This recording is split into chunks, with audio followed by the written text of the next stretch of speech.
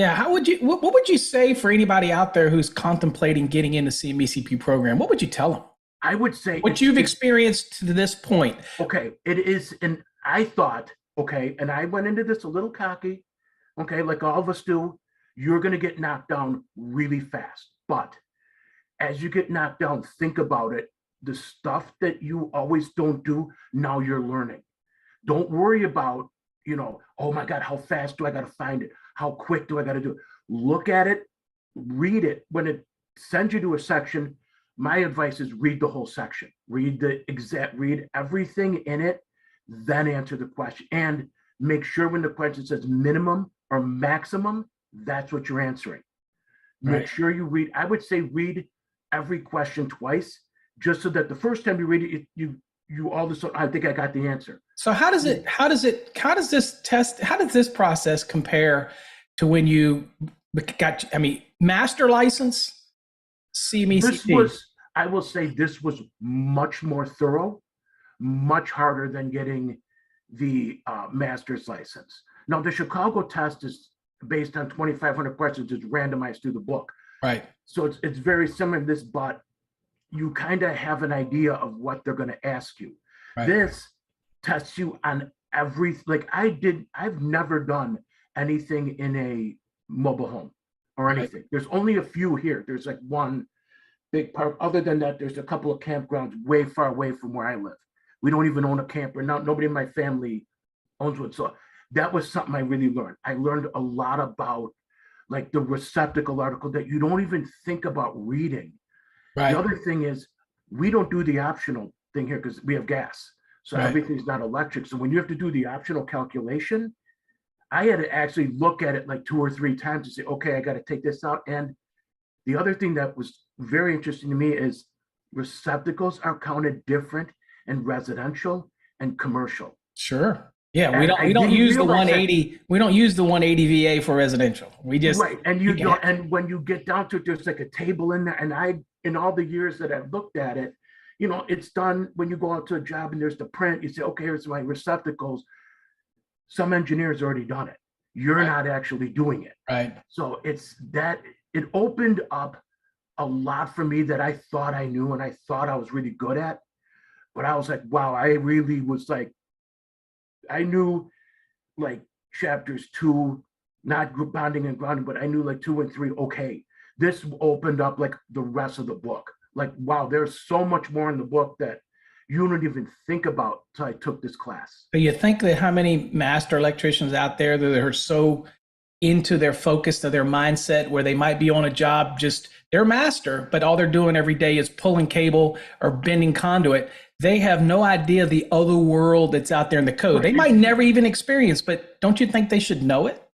Right. And that was the thing. It's like, you're a master and you think, oh, I got this. And, it's this and that. And you start going through the questions and you're like, I should know this, but I don't. And, I think that opened my eyes to the book and to how much you don't know. And it's like, wow, if I got asked this on a job, I'd be standing there with my mouth open like, I didn't even know that was a code section. Is that in the book? Or did we do that at one point? How much stress do you think that going through something like this would relieve on a job with that extra knowledge that you gain when you're pressed with those hard questions and you know how to now look it up, you know how to find it? Isn't that a stress? I would think that that's the biggest stress reliever. Well, the biggest thing around here, because I live in outside of Chicago, is they've gone with inspection services. So now you could have an insurance guy that passed the test who read the book and coming out and inspecting. Right. So now they're reading the book. I mean, they're telling you, hey, this is in 408.9. And when you're standing at a job going, there's a 408 in the book. Now he knows he's got you. Now they're going to nail you to the cross. But if you say, yeah, I always tell people, I said, when you look at a box, you got way too many wires sticking out of it. The answer is not, I'm going to take a big hammer. I got a stiletto hammer. I'm going to pound that thing on there. The answer is, hey, I did the calculation. Here's what could fit in there. I know I can't fit any more wires in there, but what I have will fit. And here is my calculation. Like, I went to an inspector meeting and one of the guys emphasized, he said, I can't emphasize, when you go to a job, you get a folder. everything goes in the folder, every cut sheet, every calculation, everything you do. He said, keep 2 just in case they take one on accident. And when the inspector comes, say, here's my folder, here's all my cut sheets, here's my lights, here's my this, here's my permit stuff, here's the calculations. Oh yeah, organizational skills, big thing. He said one of the things is now we're back on our heels because we're coming in thinking, I got to train another guy on how to do this. And when we get hit with, this guy knows what he's doing, now you're like, oh, wait a minute, this guy really knows his stuff. And now you're looking at his pipework, you're looking at his wire, all that, everything looks nice, neat. The site looks orderly, everything's stacked nice and neat. The job site's clean. Now it takes them out of their game a little bit. But also, in their eyes, you become a professional, a real professional, right? And this is what you do. So like a doctor does what they do. I've been telling people forever. The moment that we start, you see these little TikTok videos and stuff where people are goofing on site, throwing stuff, causing problems, and and they don't care.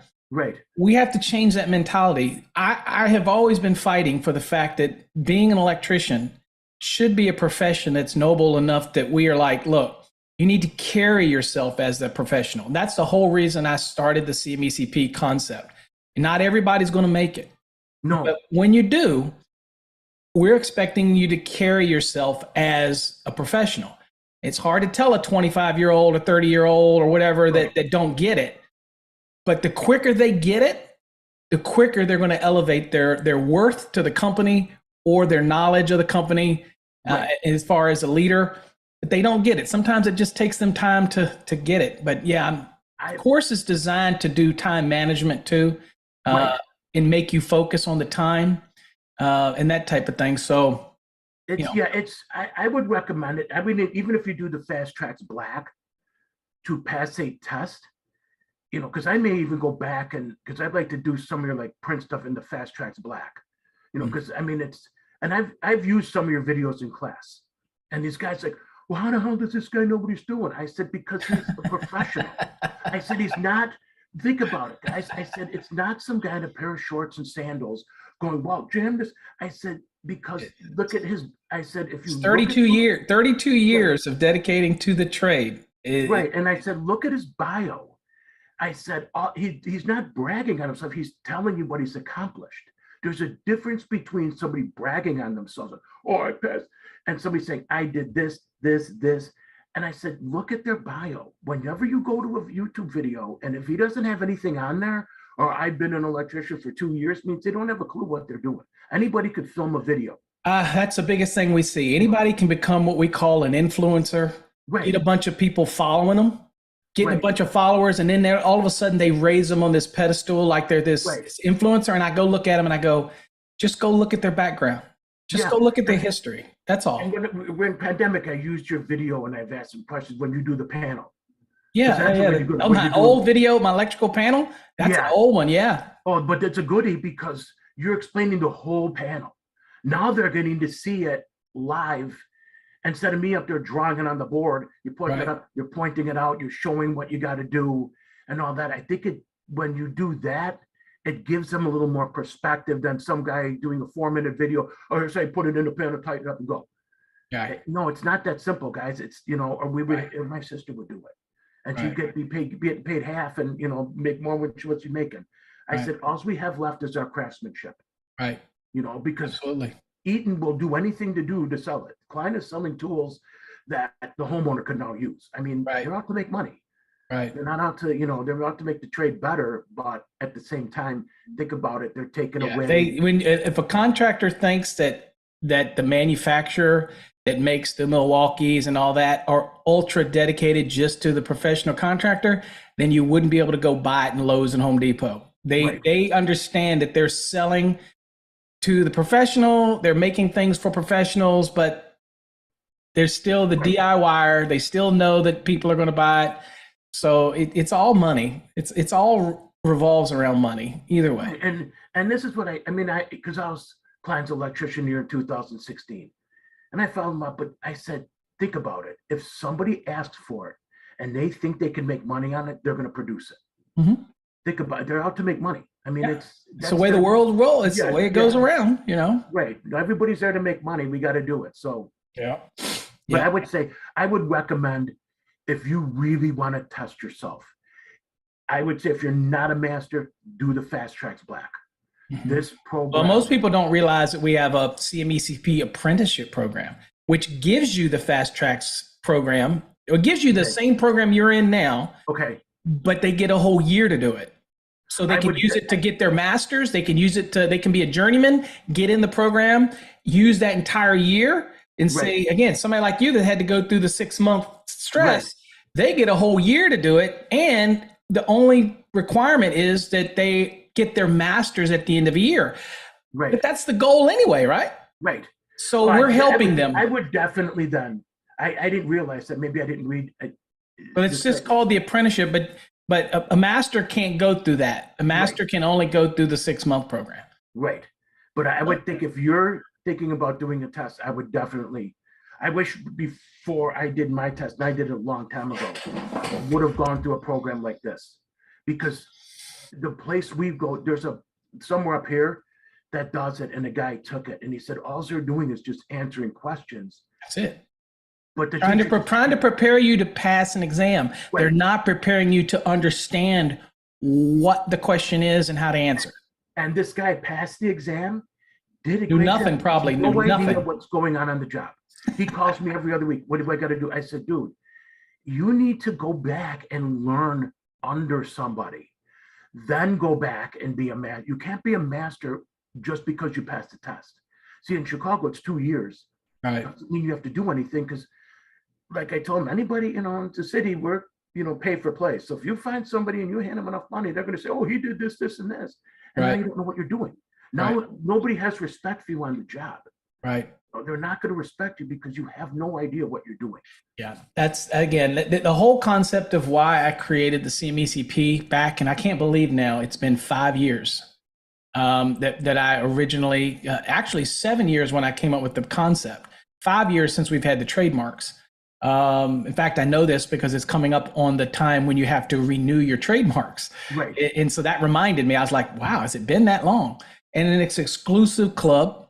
We don't let anybody in, as you can see. You can attest to the fact that I don't cut any corners. I don't give breaks. It's like, But see, I like that because now it's not like, okay, you're just doling this stuff out. I'm a CMEP. Oh, look at me go. I did. No, it's got to mean something.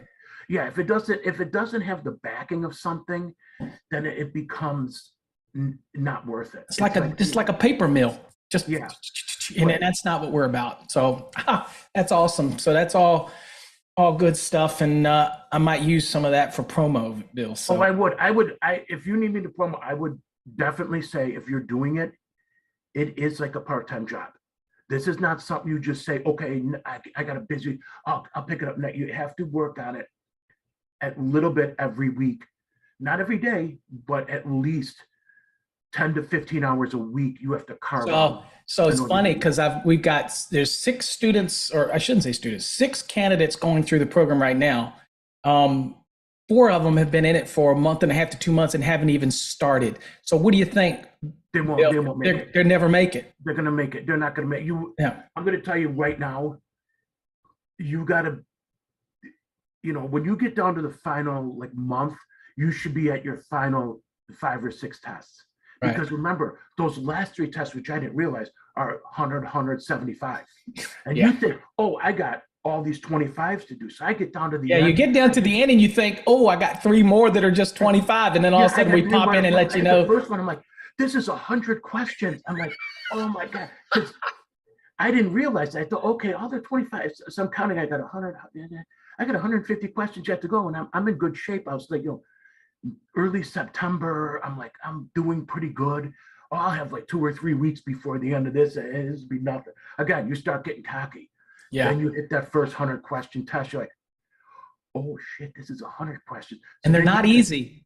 And they're not easy because they're not necessarily just ones that you would just go, oh, that's an easy answer. And it's not something that it might be something you answered, but it's different now.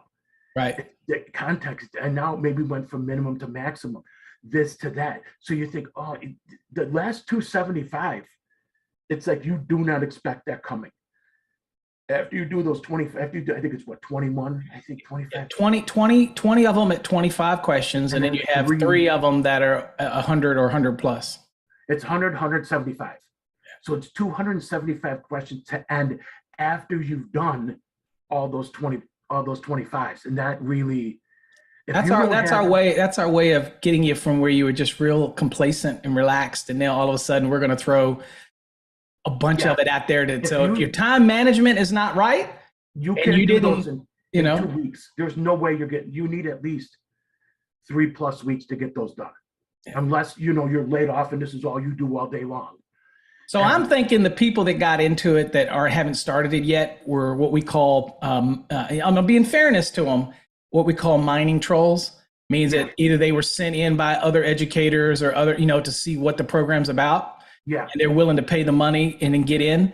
But I would tell them they can't even comment on it because nobody can tell you how the program is until you do it, right? Yeah. You can read it all you want, but when you're put under the pressure to do the exams and then to do all of it within that time, you can't relate. I had somebody one time say something about the fast tracks, whatever, and they went to unit 2 and they went and took their exam and just failed it. And they were all upset. Like, I'm in the fast tracks. I'm like, what unit did you get to? Unit 2? I'm like, really? Yeah. Really? You got a long way to go. Okay. You didn't even begin to scratch it. What did you think? You could buy something and it's going to give you it? I don't give anything away. Anybody that knows me, I don't make friends easy. People know me. I'm brass on the internet. I'm blunt. I love to help everybody. Everybody knows that. Right. But at the end of the day, I'm professional about it. I'm like, look, this is my profession. People say, well, yeah, but you sell stuff and make money. Dude, if you do electrical work, aren't you charging for it? This is what I do. So, but I think I'm very reasonable. You go buy. I'm going to tell you right now, I think I got in, you discounted this class. So I got in, I think I paid $250.